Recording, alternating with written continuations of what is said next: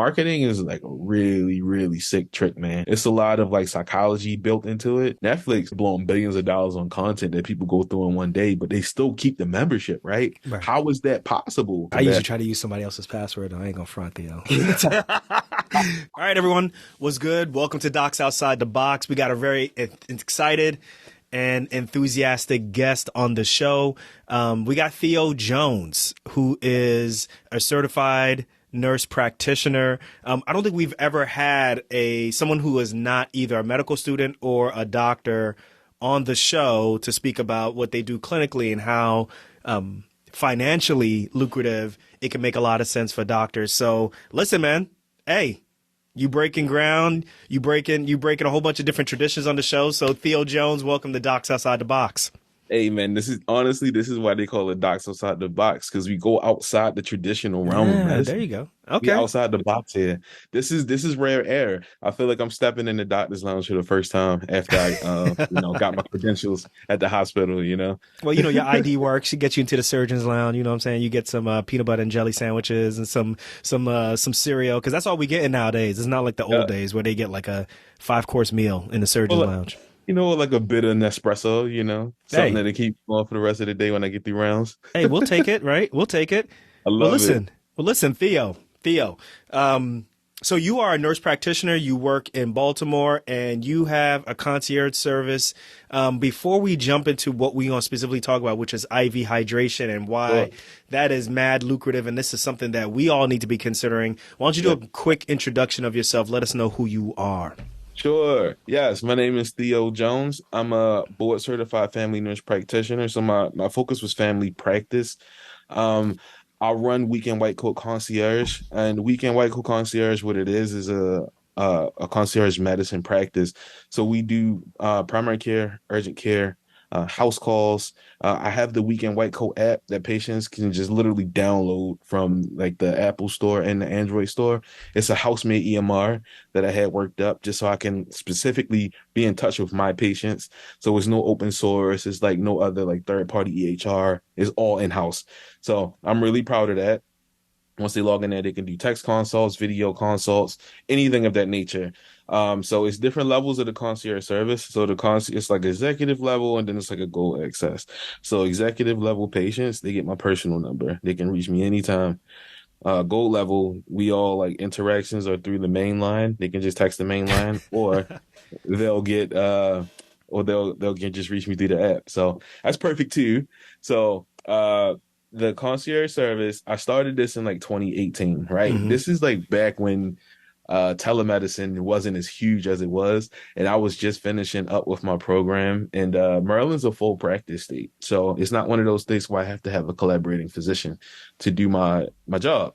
So at the time, I had just finished a pain management fellowship. I was doing the training at Georgetown, and my last day there, I left in April and I went to Franklin Square here in Baltimore. And that same day, my first day in office here in Baltimore, I opened my own practice. And it wasn't perfect, it wasn't beautiful. It was just, $20 a month, unlimited telemedicine. And a few people bit.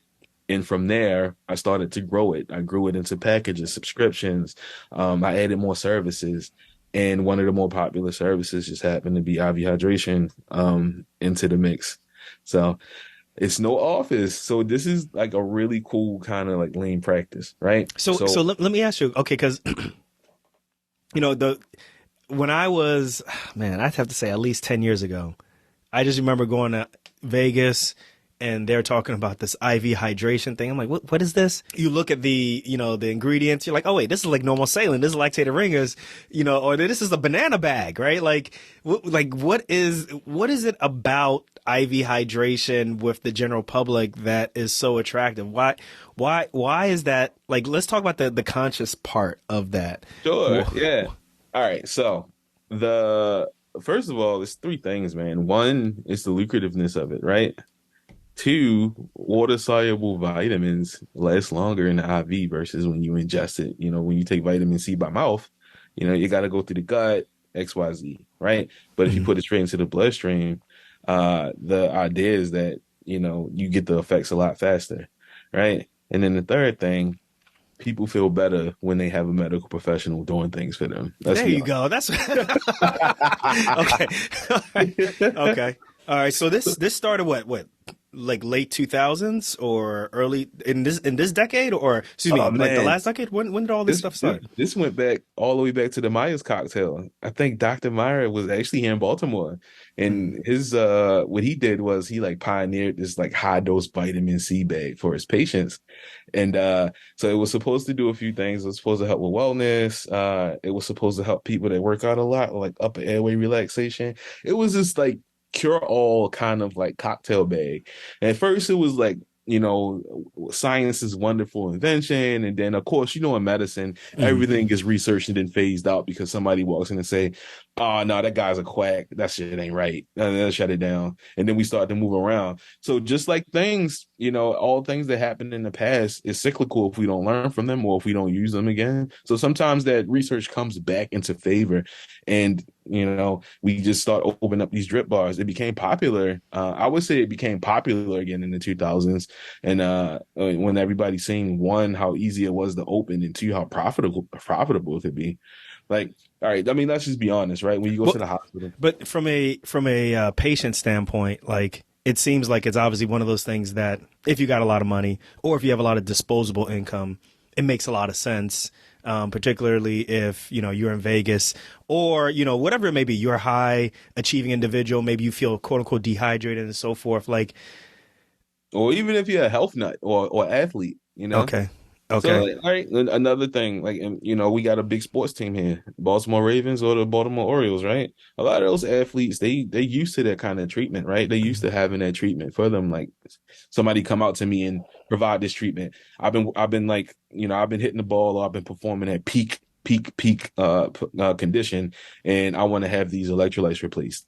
how long Or does it take? What's it like? Let's say someone calls you and you come to their house. Like, talk to me from the start to the finish. What does it do? Like, you get to the house. What do you do?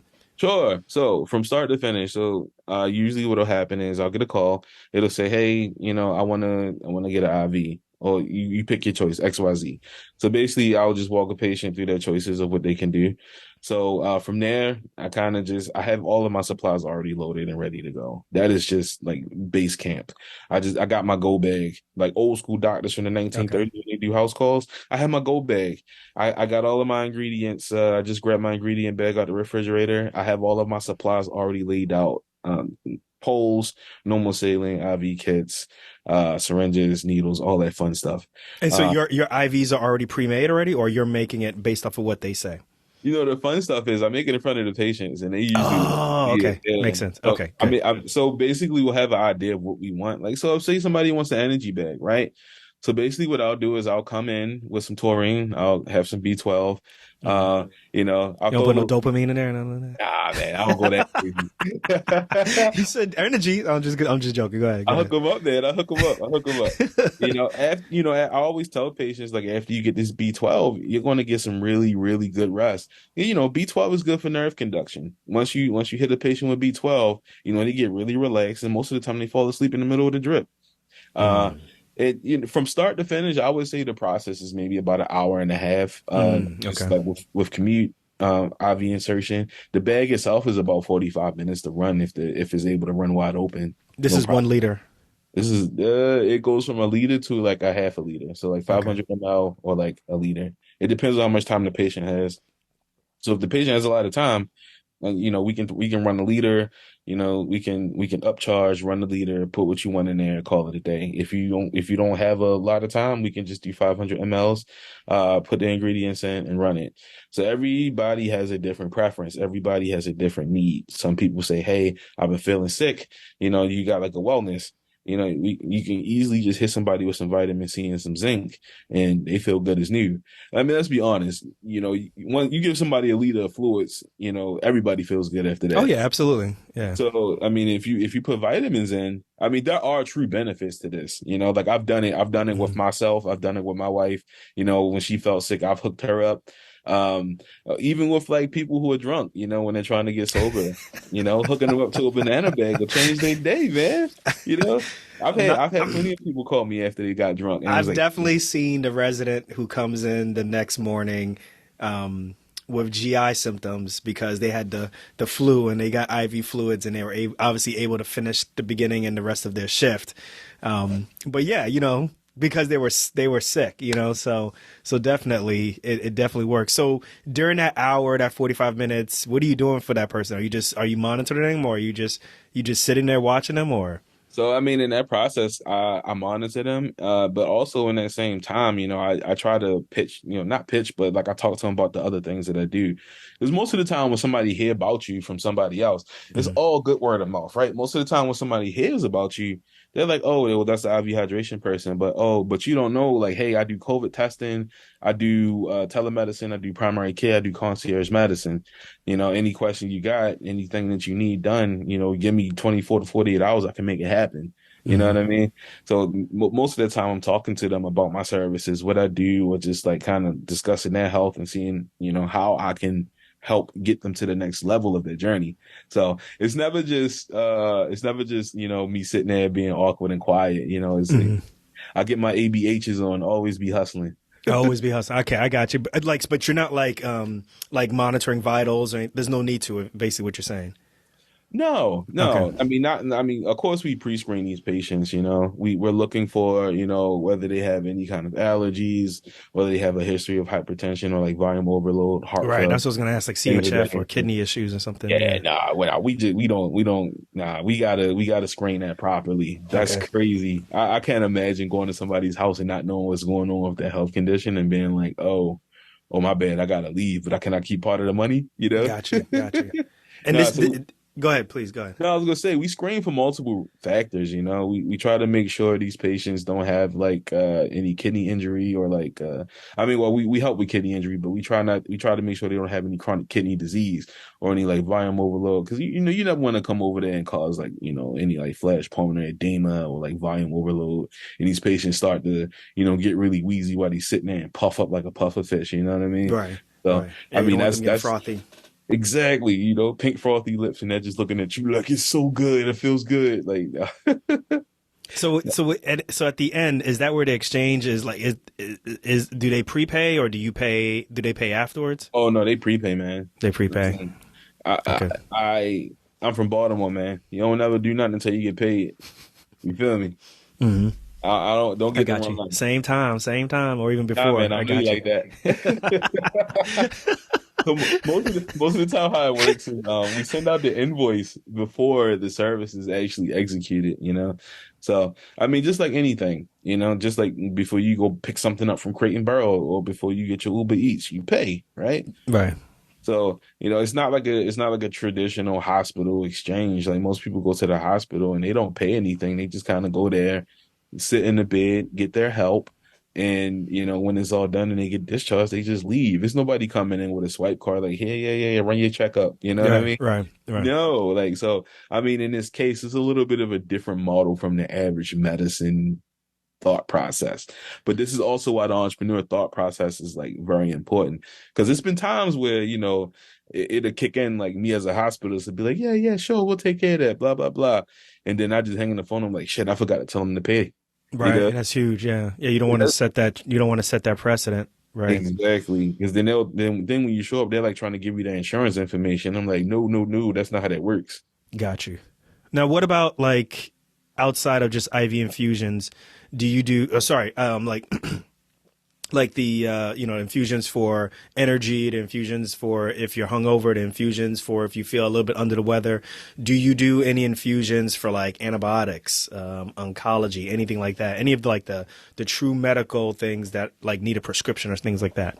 Sure. So I don't do too much onc stuff. I leave that to the Mhm. oncologist. I do for anemia, like I'll do like ferric gluconate for those patients. Um, I do antibiotics with my concierge patients. So basically, I have a great supplier. Shout out to Henry Shine.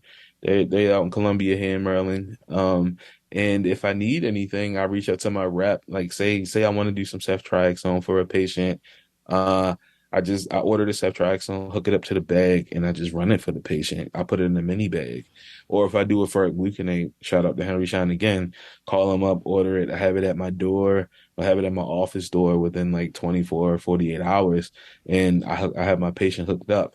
Prior to that, see, that's when we get into the more extensive things, right? So prior to that, that's more of the primary care side. So what I'll do is I'll have this patient, I'll reach out to this patient maybe about 48 hours prior and say, hey, listen, I need you to go to the lab to get this checked out. Or if they have time, I'll personally go over or have one of my employees go over and draw the patient's blood just so we can get a good CBC with platelet count, you know what I mean? Or, get like a CMP just to see where they are with other things. And then once we pinpoint what we need to attack, I'll hook them up to the ferric gluconate. Or even if they have like some other kind of like deficit, I'll see if I can replete it as necessary as possible. I don't typically try to put K in a bag, but if I need to, I'll put some K in there. Or, if we need to do like calcium gluconate, I'll slip some calcium gluconate in the bag. How So how many infusions do you think you're doing a week? a week. So it depends. So what my patients like in the membership, they have like infusions built into the membership. So it's like up to 6 a year, or like it's up to like some people get them once a month. So if I was to say in a week, I would say anywhere between like 15 and 20, just based on that. But in a membership model, the pay is different. So most of the time when those patients have you when you have these patients on a membership model, those payments can come in like once a month once you run not payroll, but like once you run all of the invoices in for the patients. I do it once a month. So it's always the week before the new week comes in. So before they pay their rent or their mortgage, I get my piece. You want to get paid first. I got you. I got you. So the reason why I have you on the show is like this is something that I thought initially was just for nurses, nurse practitioners, but No. you're saying that doctors get involved in this also. So how have you seen doctors get involved in this? A lot of doctors own businesses just like this. They employ the nurses, you know. Mhm. Um, I mean, just think about this, right? When you about to do surgery, right? Who you see putting the IVs in? You don't Yeah, see the you get OR the nurse nurses, pop. right? You don't see the OR nurses popping in. You got the anesthetists coming in and put the IVs in. Um, it's another guy that's doing like IV hydration. I think it's like concierge MDLA. I think his name is like Abel Mankin or something like that. He has a big like concierge business. This guy's in like 10 different states. Um, and it's a lot of space. Like just like any other entrepreneurial pursuit, doctors can do it just as well. I think doctors just kind of stick to inpatient medicine. Hmm. It's already 101 things being thrown at you while you're in the hospital.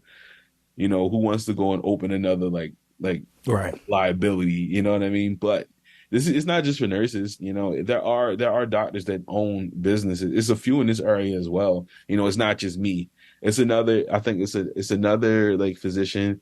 His business is like mobile IV hydration or something like that. And he does the same thing I do. He pull up on patients and drop the IVs in. I see him at the festivals when I'm in like Fells Hmm. Point Got you. or like the Canton area. He down there, he just networking. So this is me, him. We pull up on the gyms, we pull up on all these different spaces and start talking to these people and say, hey, I see you work out a lot. I see you do these different things. This is the perfect opportunity to try to enhance your wellness or keep you at tip top shape or keep you at, performance level for what you're about to do next. So, I mean, So, honestly, so drumming up customers is similar to the old way, right? Like you're networking, but the terminology, maybe the arena in which you're doing it is a little bit different. Whereas you're trying to cater to the primary care doctors in the traditional sense, now you're actually going directly to the consumer and saying, "Hey, would you consider this service?" and things like yeah. that, right? Well, with the invention of social media and medicine being so different, right? Like we no longer have to go to an advertising agency to get to the customer, right? We no longer have to walk through a hospital administrator to get to the customer. We can walk straight to them. I Mm. mean, you can walk up to your device, hold it up in front of your face, and start talking your game. It's so much easier now. Or even still, if you want to run ads, you can hop on Google. Running ads on Google for a business is like 15 cent per view. Mm. It's cheap as hell. It's better than Facebook ads. Facebook ads are ridiculous, man. Yeah, it's very expensive for Very Facebook. expensive. I feel like I should have listened to Gary Vee and did it like years ago, but I never. Oh man, I Gary never V, listened to Gary Vee, right? garage sales, man. It's all in the Yeah, garage sales. yeah, yeah, man. So what are we talking about in terms of like money and how people pay and so forth? Like, how much does an IV bag make, or how much does an IV bag cost, and then Sure. we'll take it from there. Sure. I mean, the ranges of how much it costs to make, or just how much it costs to the patient. Both. All right. So, If whatever you want to reveal, I'll leave it to you like that. okay, let's reveal the cost of it all. So like bags can range anywhere between like 150 to like 225, right? This is how much you're buying it for, or how much you're charging. How much I'm charging, yes. Hmm. I mean, of course, there is a percentage built in for profit. You know what I Of mean? course. I mean, come on. This is yeah. We definitely get that. You got to make some money on this.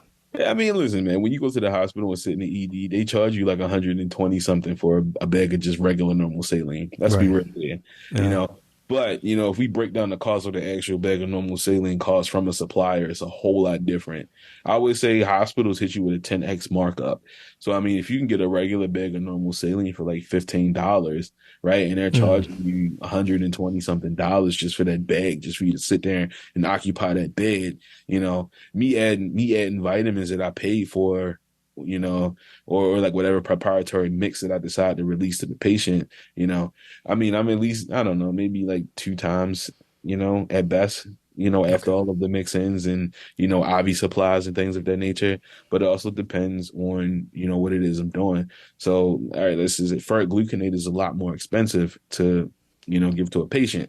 So that's something that profit margin is a little bit thinner, but it's a lot more helpful to the patient, versus me just saying, hey, here's some regular salt water. You know what I mean? So the ferrous gluconate and like those things, the antibiotics and so forth, wouldn't that just be covered by insurance, or people pay out of pocket for that also? If I'm coming, they paying out of pocket. I mean, if you go into Really? a hospital to get it done, of course, insurance will cover it, right? But if I'm coming to you and and doing this in the comfort of your own home, my primary target in that area or like high net worth professionals, entrepreneurs, people who never really usually have that time to get things done, right? So I have healthcare professionals that are my clients as well. I mean, honestly, when's the last time you've been to your primary care doctor? Well, last year. Yeah. Yeah, it's Last about year. it's getting to the point where I need to go back. Yeah. Exactly, but how many hoops did you have to jump through? Well, you're a little bit different. Your schedule a little more freer. But Yeah.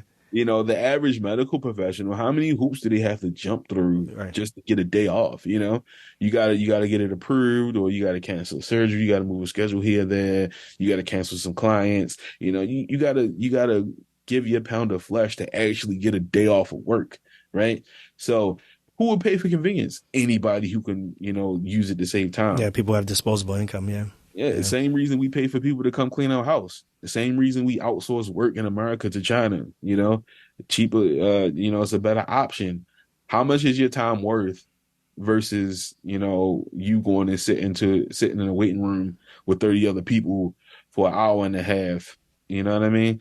And you're So not even sure you can even get that IV because, like the medical professional that you're going to speak to may just be like, well, like you're good. Just drink some water. You'll be good. And exactly, so you don't even exactly. know if you're necessarily going to get that. So to start this practice, to start this portion, like the IV hydration, did you have to do anything different? Did you have to get certain certifications? Did you have to take any classes? Do you have to get a certain type of medical malpractice? Explain that part to us. So yes, you do have to get medical malpractice. That is like number one. So You is it the medical malpractice that you already use, or is it a different type of malpractice? Oh, is it? So it's a different kind. I know it's the kind that I use, but like when I opened my practice, I had to get malpractice, and I put that under the banner. So usually when you get your malpractice, they say, "Hey, what services are you providing?" That was one Okay. of the services I specifically listed under my banner. But listen, man, you don't do shit without insurance, Right. because it'd be that one time you're at somebody's house and you fall with a damn IV in your hand, you stab them in the arm or some shit, and Let's next hope thing that you never know, happens, but it it was could. Yeah. fucking damages from, Right. they want 30 grand because they got poked and they had a little drop of blood. But number one, insurance is a huge thing that you need to get into. Number two, you need a great supplier. You cannot do shit without a supplier. Like you can't pull it out of thin air. We're not sucking oxygen out the ozone layer. You feel me? So you need a good supplier where you can get your stuff from. Okay. So how do you find a supply? So these are the persons who's like you buy Well, like IV bags and IV fluids from and so yeah. forth. I mean, honestly, some of the best suppliers are compounding pharmacies. Compounding pharmacies, like one, I think Olympia Pharmacy is huge. or like Empower Pharmacy. So compounding pharmacies are going to be your best friend in this line of work.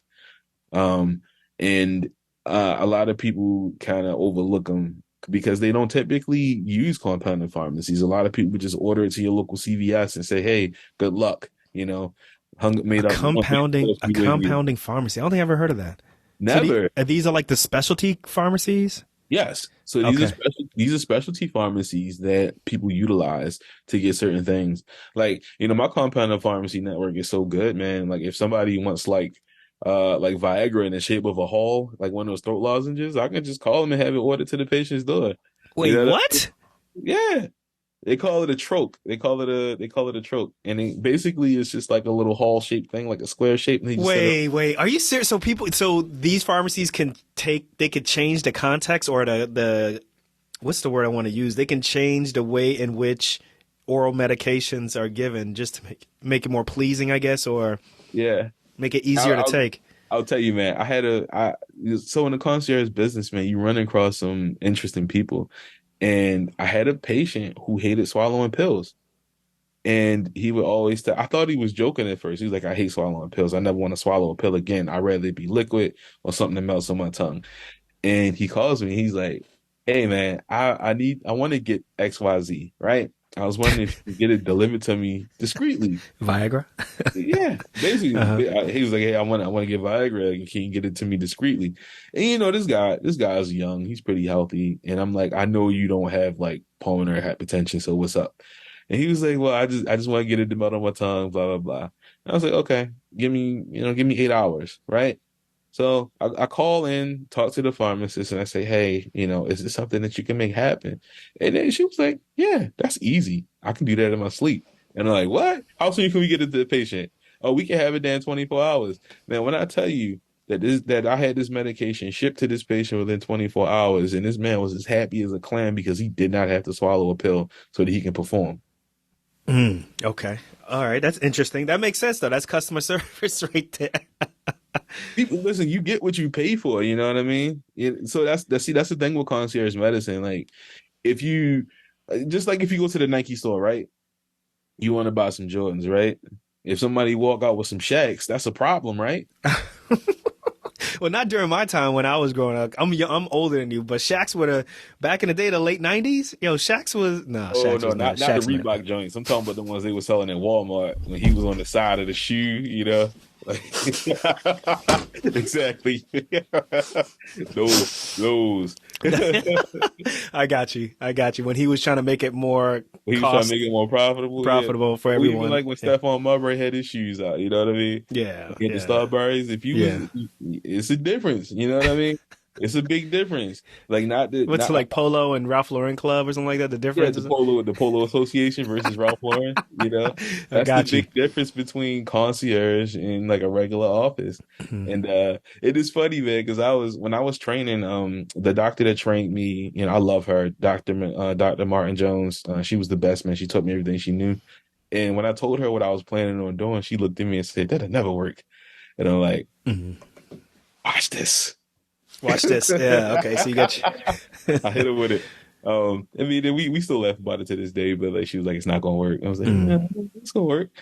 Um, So I wait, mean, so in terms of like getting started, because we did the medical malpractice, you definitely need. What about like certifications? Do you have to apply for something to be able to do this, or this is just? um, so I mean, no, outside of getting like a business, becoming an EIN, getting an EIN, getting an EIN number, starting a business name, LLC, and all those different things. Like, doesn't yeah, there like Department of Health? Don't you need to apply to that or no? you need a clinical license. Yes, Okay, which you already have. yeah, which I already have. I mean, for me, this was a slam dunk because I had already been licensed. I was a nurse, and then after that, I was a nurse practitioner. So I combined all of the certifications that I had already earned in the hospital to use it for business. But same thing with doctors. You already have your license, right? Hmm. And if you're not proficient at putting IVs in, you can either one, learn how to do it, or two, hire somebody to know how to do it. That's the drip or drown method. What do you say? Is the what? The drip or drown method. Oh, got you. Okay, You can figure out how to do that shit, or you can hire somebody else that know how to, got right? you. So, I Got mean, you. honestly, that's the antithesis of any business. If you don't know how to do it, either you learn it or you figure out who you can hire to do it. Like I'm not good at marketing, right? I did an MBA in operations. I can run a business, but I can't market for squat. Okay. So, I either ended up hiring, like outsourcing like some of the marketing, or I learned how to do ads myself in a way. So I learned how to do Facebook ads, I learned how to do Google ads. And for the other bigger pushes, I hired a marketing team. I just started a weight loss program using semaglutide for patients, which is huge. Everybody can't get access to, semaglutide or Wegovy, what they call it, right? If you order Wegovy for a patient at a doctor's office and send them to the pharmacy, all insurances do not approve it. Actually, most insurances do not approve it. The minute they show up to the pharmacy, that pharmacist is gonna look them in the eye and say that'd be $1,000. And then the Wow. patient Okay. gonna look at them like, bruh, are you serious? $1,000? But, once again, being able to leverage relationships, right? I can get that at a fraction of the price for the patient, and I can wrap that into a whole program. Like I'll hook you up with a nutritionist, I'll see you, I'll track your weights weekly, I'll get you hooked up in the app, that way we can have a good a good rapport. I'll see this patient weekly, I'll walk you through how to do your injections, things of that nature. And um the program so far, it's been decent. I've been having great results with these patients. They've been coming in and losing anywhere between like 10 to 20 pounds after a 4 week period.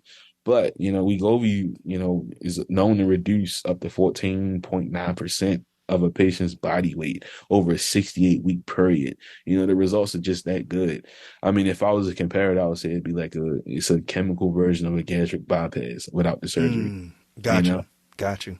Okay. So So the key is making sure you're having these type of relationships with pharmacies, yeah, as well as developing trust in the public in you by marketing very well, yes. and so forth. And I think you said you have one doctor, or there's one doctor who who's working in like 10 different states and so forth. Yeah. That's crazy. So like, but what about other nurse practitioners? Are there nurse practitioners who are expanding like this also? Like, Yes, yes. There are okay. there are other nurse practitioners, man. Actually, it's a huge network. I'm surprised, honestly, I'm surprised that like it's not some kind of like Black Docs, Black NP mashup network Hmm. going on right now. Because honestly, Instagram has like a whole like community of like nursepreneurs that are out here doing different things. Like we got people out here doing open up lab testing centers. We got people out here doing like drip bars and like med spas. Like one of the two of the bigger like names down like in my area, like Quench, they're doing like, well, it's like a couple of Quenches, but like it's a Quench here in Baltimore. They're doing like med spa. So they're getting patients and they're doing like facial injections, lip fillers. They're doing like drips while they're there. Like it's super cool, Really? Wow. man. Wow. Like I think the nurse practitioner group, they're huge. They do like a whole bunch of different like staffing and let's see who else. Like it's so much. It's like telehealth NPs. It's like locum NPs that's doing locums Hmm. and on practices like that, and they're traveling around the world. Like, dude, it's a whole network. And I'm kind of What's the spot that, let's say for example, we got look, we got a doc who's listening right now and they're like, man, like I like what Theo is saying, but like, is there a spot where I could go to learn about all this stuff? Like, is there a place that you went and got this information from, or? honestly, man, like I said, drip or drown method, man. Okay. All right. I figured it out. I mean, there are courses. But you got to pick the right one, right? Mhm. I mean, and it's difficult to pinpoint my finger on any one course because I haven't taken them. But every day you go online, you see new things, right? Yeah. Yeah. You There see that are popping up. you see it pop up. There are courses, but are people willing to pay $5,000, $6,000 Oh, to that's how much it listen? costs. So it's a high ticket item. Bro, it's high ticket, man. These people like these coaching programs. I know you see those ads where people say I scaled my coaching program to $1 million a year, blah blah blah, because they're selling like $5,000 to $10,000 classes to people, right? But I mean, let's be honest. Like, where are some of these people really making the money from? Are they making the money from actually doing the IVs, or are they making it from the coaching of other Mm. people to do the IVs? So, that's the chicken or the egg kind of thing that you get in that dilemma, Mhm. So there are trade. Do you think like a doc could like just be have a lucrative business just doing, or even a nurse practitioner, excuse me, can do this just based off of just IV hydration alone? Like if you just went, all we do is IV hydration, could you support the whole practice, or do you think that you have to have obviously multiple eggs in different baskets, basically, so to speak? Depends on your area, man. So Vegas, yeah. New York, yeah. Vegas, yeah. New York, yeah. Like big cities where, people are like, oh yeah, this is the thing, this is it, right? But if you're in a smaller market, you're gonna need to be more than a one trick pony, you know? Hmm. Got you, got you. Like people think, oh yeah, you gave me a bag, that's it. I felt okay. I'm in a very where I live in Jersey, but I practice in a very rural area of Pennsylvania, Yeah. and it's like 5 hours away from here. And I was shocked to find out that there's an IV drip bar there, which means that there's got to be people there with disposable income, right, who are coming in The to do that, market. It's a right? market. Yeah. It's a market. So like I said, like if you can build loyalty in a customer base, you'll eat for a long time. Right. But if you sow seeds of like, oh, they're not good or then you won't eat. It's all about who you can draw in and who you can work with. And effective marketing. Marketing is like a really, really sick trick, man. It's a lot of like psychology built into it. Like I'm surprised. I feel like the CIA had a hand in creating marketing, man. I really Hmm. do. Like just think about it. Like every day you turn your TV on, you see a burger flipping through the air. What's the first thing you want when lunchtime comes? On burger, yeah. A fucking burger, you know? So same thing with marketing drips or like memberships and things of that nature. One of the biggest membership conglomerates that we see to this day, Netflix, right? Netflix, they just like out here blowing billions of dollars on content that people go through in one day, but they still keep the membership, right? Right. How is that possible? Well, we got good marketing, right? You know, they like you can watch Stranger Things in like 2 days, right? All seasons. I mean, if you took I a usually bet. try to use somebody else's password. I ain't gonna front, Theo. If they come down, they start clamping down, cracking down on that, I'll be the first person who they gonna get first because I'm using my niece's login. She in college, and I invite them all to my house. Like, hey, why don't you guys watch whatever you want to watch? And I tell them like, don't try to log out. Yeah, just just, leave it in. just leave, Hey go to man, Hulu, go I to gotta whatever it say, is. Don't try to log out. All right. the frugality of that is amazing. I love it. That is so awesome. Dude, that is the cool. I wish I could pull it off, man. I think I'm the guy, that Mhm. everybody invites over to log in. I think I was looking at my Disney Plus service and I was like, where all these other profiles come from? My mother, my mother-in-law, my son got like two profiles. I'm like, who are these people? Like, you know, Hmm. I'm that guy. But what I'm saying is like, the marketing built behind that, is what keeps people loyal. Like in a small town, man, and you got one drip bar, you know, people are going there because they're probably like, oh my God, this is like the hottest ticket in the town, Hmm. Like just like when a new restaurant opened up, everybody wants to try the food, right? You come by this drip bar and you see it's full. Everybody feels great. I've been dealing with the harsh realities of whatever the hell rural world gives me, and I'm gonna go treat myself to a drip just so I can feel better. Hmm. So I mean, it's different. It's different ways to approach it. But if you want to come off the bench and open up a drip bar, it's a great start. I mean, the overhead isn't too crazy. Hey, so Uh, what we talking about the overhead? What are we talking about? And then let's jump into cons after that because we talked about all the great things. So let's do a yeah, little bit about the overhead, and then let's go into some cons. That you just like, man, I don't like this about this business, but it sure. is what it is. Yeah. Okay, so overhead. So overhead changes. So whether you have like an in-person physical bar, of course, overhead would include an office space and practice area, right?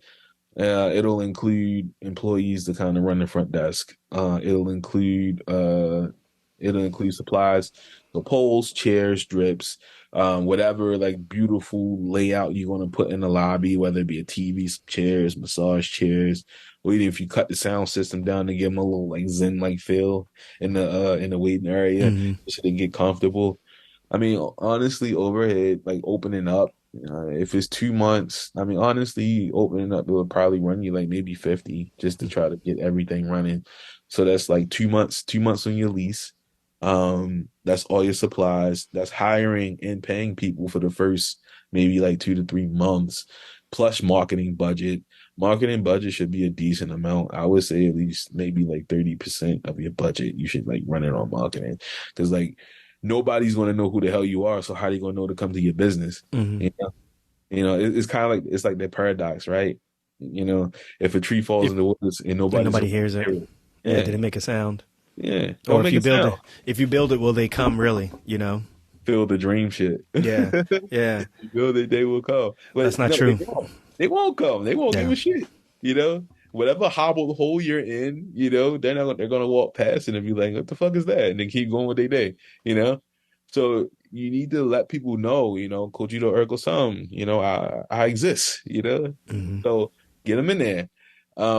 So I would say to take about 50 if you do like a physical practice. Now, if you do like a concierge flexible model, I would say start up with just maybe half or less than that, because the only thing you really need to do is buy supplies, pay for marketing, and have Square card. right, have a square card. That's it. So the bread and They're not entry. sponsoring the show, guys. So, I know. Square, holla at me, baby. I like you. so what do you use? Who do you use? You use as your vendor to get well, you get your payments before you get to the house. It's still Square. I Okay. send the invoice. I send my invoices through Square. Okay. Which has been good to me. Shout out to Jack Dorsey, man. Holla at me. Because he made a hell of a product there, man. And man, I don't know what kind of stranglehold Cash App has on the black community, but like every place that I've been. So what I do, another thing that I do, like I do sports physicals for the local high schools here. So I mean, I think I've been to like 10 high schools over the last like 2 months, getting kids ready for football season and like soccer and volleyball. And I've been doing these physicals and the kids will be like, "You take Cash App?" And it's like I'd be like, "Yeah, I take Cash App." And next thing they're just like flooding the Cash Apps. But Hmm. every time you see the Cash Apps flood in, they're taking their percentage off top. You know what I mean? Right. Got So you. you Got you. get you get $10. They're taking like 88 cents, and you're left Hmm. with whatever's left, $9.20, whatever. But they're like racking up so well, like transactions go like that in no time. Like they're Hmm. cleaning up, man. I mean, and these are all inner city kids using Cash App, and they're just like getting their pound of flesh. It's so much different from Zelle or Venmo. It just seems more like Cash App seems more like Predatory. yeah, predatory, but you friendly at the same time. Yeah, You because it's so easy to use. But I have to agree. I think, when I started noticing that my niece, who is just going into college, when she said, "Hey, can you pay me through Zelle?" That's when I was like, "Oh, I see." Yeah, the fees now are starting to get to the young people. They don't want to deal with that. So, but yes. but Zelle has a ways to, because Zelle is not as easy as Cash App. No, it's It's not not. as easy as Venmo. Yeah. See Zelle, you have to like it takes a degree of like bank establishment for Zelle, right? Yeah, yeah, Because like you can't just like download Zelle on your own and be like, all right, I'm going to use Zelle. No, you have to have a bank account at an established bank. See, like Cash App itself is the bank, if that makes right, sense. right. So you put money in your Cash App, but for Zelle you have to have a bank funding it. So it's different, but the fees are different. And but this is also the same argument with like digital currency, right? Like Zelle versus Bitcoin, or like Zelle versus like I think I'm out on Bitcoin now. XRP. You're out of it? I Out? think so. I mean, I've always had the plan of, for every dollar that I have, 1 cent will go into Bitcoin. Okay. Just so that I can say, hey, listen, if it blows up, then I have something invested into it. And if it falls apart, then it's not going to completely derail my portfolio. So that's where I'm at. I think I'm more a big fan of like blockchain, Yeah. more so than Bitcoin, because I think there's so many different currencies out there. It's just like, well, how do we really know eventually what's going to be the true winner, right? Right. How do we Right. really know? I don't know. But I do know the whole blockchain idea makes a lot of sense in terms of its benefits in medicine, right? We're talking about the benefits in medicine. We're talking about the benefits with artwork. We're talking about the benefits in so many different realms that blockchain really can make things better. Yeah. Whereas with the other things, with the cryptocurrency, it just seems more speculative at this moment right now. So I'm not out, but I'm just like, let's see. Let's just watch and wait and Not see what impressed. happens. Not impressed. Well, I've had it for a while though. I've had Bitcoin for a long time.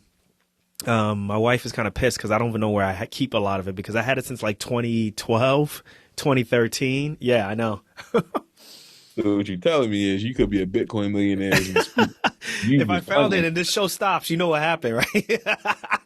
If I start podcasting from Puerto Rico or from anywhere else in any like crazy country, you know what happened. But I don't know. I don't think I have much of it anyway because I used to use it for like, I didn't use it for anything illegal or anything like that. But I used it like to get access because I used to download a lot of movies. yeah, And I always wanted to get my movies on like digital so that if I wanted to watch movies with the kids or anything like that, we didn't have to use Blu-ray or DVD. So a lot of yeah, these sites to let you download, they would take an exchange of Bitcoin. But this is when, you know, one Bitcoin was like less than $1, right? Like this is right. nothing, right? So this wasn't anything. So we'll Uh, see. it's a great book that kind of reframed how I thought about cryptocurrency. It's called Bitcoin Billionaires, and it's the story of the Winklevoss twins and how they Oh became the first yeah, yeah. Bitcoin billionaires. But the relevant points that I pulled out of it is that using blockchain technology or even Bitcoin itself to move money at a matter of seconds versus using a traditional bank, which takes 2 to 3 days, is so much more benefits to it, you I know? get it, but it's just I think the thing that you got to get people on is that okay, if I give one Bitcoin and I want it to be, you know, if it's worth $1, well, I don't want to, you know, transfer something or trade something that the next day may be $2 million, right? Like that's the one thing that I'm just like, all right, y'all got to figure this out, right? I, Because like it's like when Tesla was taking Bitcoin, I'm like, who's the dumbass who's going to give their Bitcoin to buy a car when like, you know, the $1 billion are for dumbasses that gave it to him. right, and which is the reason why he cashed out because he got so much in Bitcoin and then he just sold it immediately before it went down, right? And it's just like what but I just that's the part that I'm trying to figure out is like why give if you're gonna do Bitcoin which is worth let's say $60,000 at one point. That's not what Yeah, it is now. But yeah. then, you know, if it goes up, then you're gonna be mad, right? Because I just gave 60,000 of Bitcoin, now it's worth 200,000 of Bitcoin. Do you see what I'm getting? I Like see what you mean, but that's also like as a business owner, that's the genius aspect of it, right? So I started taking Bitcoin, right? So but then what if you take Bitcoin and then it's like worth 50 cents? Then it's like, well, that IV hydration that you did. taking see that's the thing. Taking Bitcoin as a payment, it's a hell of a play. It's kind of like a deferred compensation, right? Hmm. So if somebody buy a concierge membership, right? Say they just say, "Hey, I want to buy you for concierge membership." They walk in and say, "Hey, can I pay you in $6,000 worth of Bitcoin today?" And I notice a down market. Hell yeah, pay me. Yeah, Okay. because the market's going to go up, right? Like if you're looking at the cycle of any chart of any like speculative or like any like derivative, right? You see the cycles. So right now, if we're in a crypto winter, it's going to cycle up at some point in the next 2 to 3 years, right? So just like your 401k, just like your pension, right? Same thing. It go through cycles of down and up. So if you're taking this Bitcoin as a form of compensation, and you still got other income streams coming in, you can easily, cash that out just like Elon Musk did. Because when he took that Bitcoin, I'm pretty sure that Bitcoin wasn't worth. I think if I'm correct, the bottom line that Elon Musk cashed out on Bitcoin was like $3.9 billion, Yeah. right? Which is that's a fucking steal. You feel me? Yeah. $3.9 billion for some cars that you plug into the wall like a phone. You feel me? Hmm. And I got an electric car, and I'm just like, Hey, whoa, that's you got fire. a Mach-E, right? Yeah, I got a Mach E, Yeah, man. I watch you on Instagram. I see you, bro. I see you, bro. But A black one. Yeah. $3.9 billion fucking dollars. From people who came in and gave him, with the variability of the worth, and he out here talking about Dogecoin. Fuck that, 3.9 in Bitcoin was more impressive. Right. So, I mean, taking Bitcoin as a currency for your services is a game changer for a business because it gives you the flexibility to either go up in worth or kind of plateau your worth, if that makes sense. So, I mean, if you take it at a good time and then I don't know, 2 to 3 days later, that shit, go up 40 to 50% in worth, you just 2x, 3x, 4x your money in worth by taking that Bitcoin for your service and then selling it at a higher price. But But if if it you goes take a down, dollar, dude, taking a dollar, Yeah, inflation is like 8.3% or some shit like that right now. Or is it But bruh, if you take that Bitcoin, it go down. Like, let's say you took Bitcoin when it was like 40, and now it's like, all right, you took it at 40, it went down to like 20 something, right? But you don't lose until you sell, to be honest with you, right? but how you gonna eat? How you got you got other streams of you take cash, man. I got you. I Listen, got you. I'm you messing never with you. take a listen, never take 100% of anything. I don't give a fuck what's on that plate. You never Got eat you. 100% chicken for dinner, right? You never No, you eat don't. 100% vegetables for dinner, right? You put a protein, you put a veggie. I don't know, you throw a starch on there, whatever you want. As long as you got a well portioned plate, you can still eat, you know? Okay. All right. I like the way you think about things. We still got to talk about this on another episode. Let's jump in real quick to the cons of Okay. the IV hydration game. Let's All talk about right. that. All right. So there's a lot of potential to lose money in the IV hydration game, right? One, if you're in an area that's oversaturated, you're going to lose money because whoever is the more dominant player with more competitive pricing will always take you off the table, right? So always do your market research and make sure you're not in an oversaturated area. Hmm.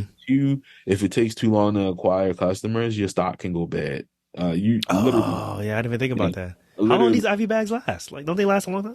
I think you get like maybe like a year and some change on it. It Got depends. you. But like, people order stuff at different times when the prices is good, sometimes when you distribute it running a sale, you like shit, I want to get in on this. You know what I mean? Hmm. So like like if your supplies expire, you take a loss.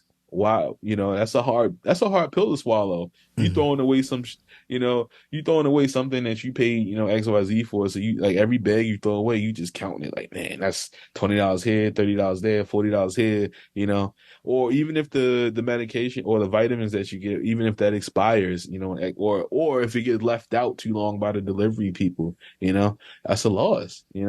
It is some upside to take some losses in this, based on supplies, right? Hmm. Also, clinical waste, right? That's a huge con, right?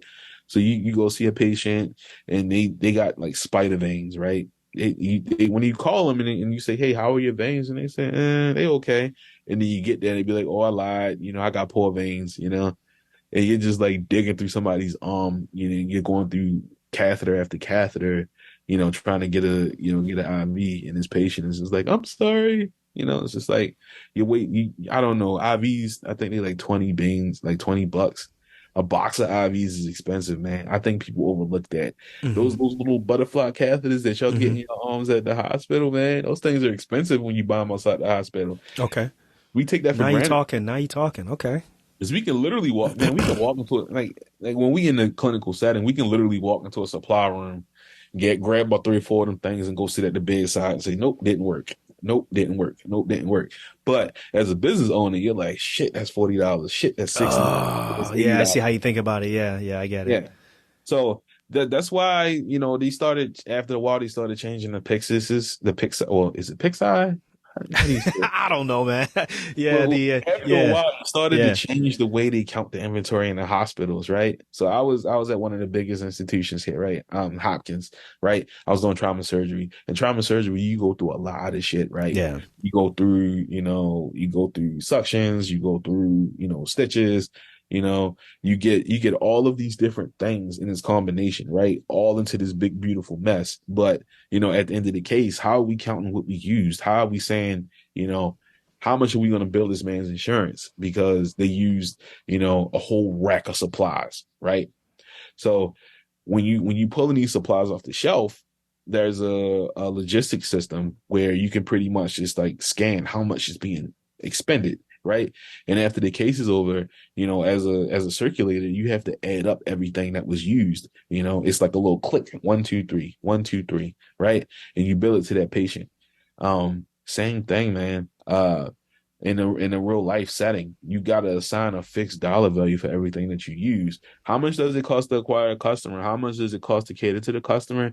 And how much does it cost to keep the customer? So to acquire a customer, sometimes it can be $50 or it could be $20 a customer. It could be less, right? Because like everybody needs a hook. What kind of advertisement did they find you? Or if you're lucky enough to have a good referral network, free, Hmm. right? Somebody, I've been in business for like 4 years. So, every once in a while somebody will say, hey, Theo, he does this. And, it'd be like, hey, XYZ told me, it says you were the person to know. Boom, free acquisition. Got So you. that way, the only thing I need to worry about when I show up is what kind of supplies am I using. So, hey, what kind of drip you want? Well, I want XYZ and I want you to, hang it in a 1 liter bag, right?